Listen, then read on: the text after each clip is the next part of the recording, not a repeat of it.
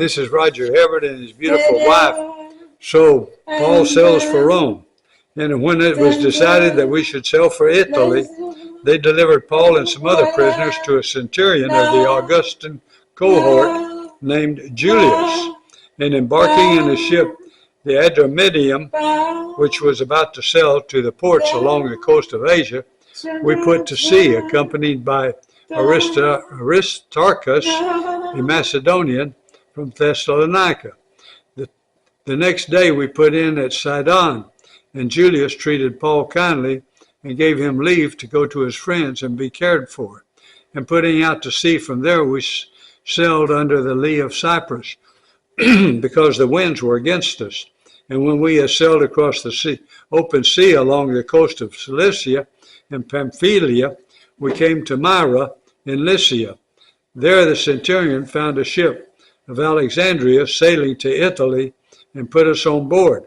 We sailed slowly for a number of days and arrived with difficulty in Cnidus, as the wind did not allow us to go farther.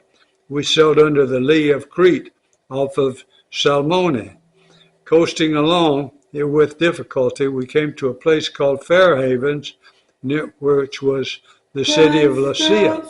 Since much time had passed and the voyage was now dangerous because even the fast was already over, Paul advised them, saying, "Sirs, I perceive that the voyage will be with injury and much loss, not only of the cargo and the ship, but also of our lives." But the centurion paid more attention to the pilot and to the owner of the ship than to what Paul said.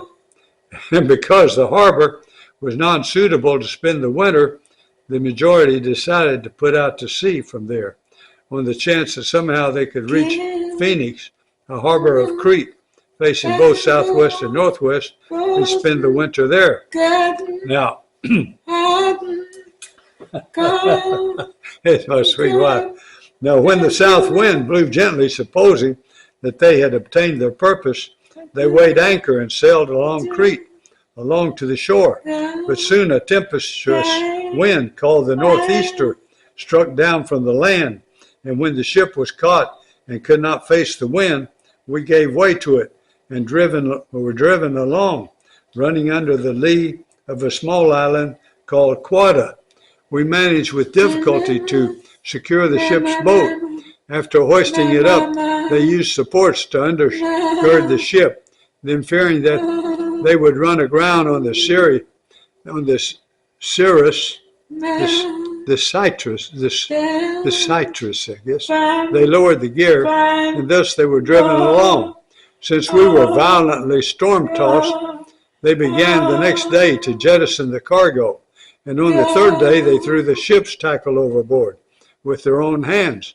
And when neither sun nor stars appeared for many days, and no small tempest lay on us, all our hope of being saved was at last abandoned. Since they had been without food for a long time, Paul stood up among them and said, "Men, you should have listened to me, and not have set sail from Crete and incurred this injury and loss. Yet now I urge you to take heart, for there will be no loss of life among you, but only of the ship. For this very night there stood before me an angel of the God to whom I belong and whom I worship. And he said, 'Do not be afraid, Paul. You must stand before Caesar, and behold, God has granted you all those who sail with you. So take heart, men, for I have faith in God that will be exactly as I have been told. But we must run aground on some island.' When the 14th night had come, as we were being driven across the Adriatic Sea, about midnight, the sailors suspected they were nearing land. So they took a sounding and found 20 fathoms. A little farther they took a sounding again and found 15 fathoms. And fearing that we might run on the rocks, they let down 4 anchors from the stern and prayed for day to come. And as the sailors were seeking to escape from the ship and had lowered the ship's boat into the sea under pretense of laying out anchors from the bow, Paul said to the centurion and the soldiers, 'Unless these men stay in the ship, you cannot be saved.' Then the soldiers cut away the ropes of the ship's boat and let it go. As day was about to dawn, Paul urged them all to take some food, saying, "Today is the 14th day that you have continued in suspense and without food, having taken nothing. Therefore, I urge you to take some food." It's my sweetheart. "For it will give you strength, for not a hair is to perish from the head of any of you."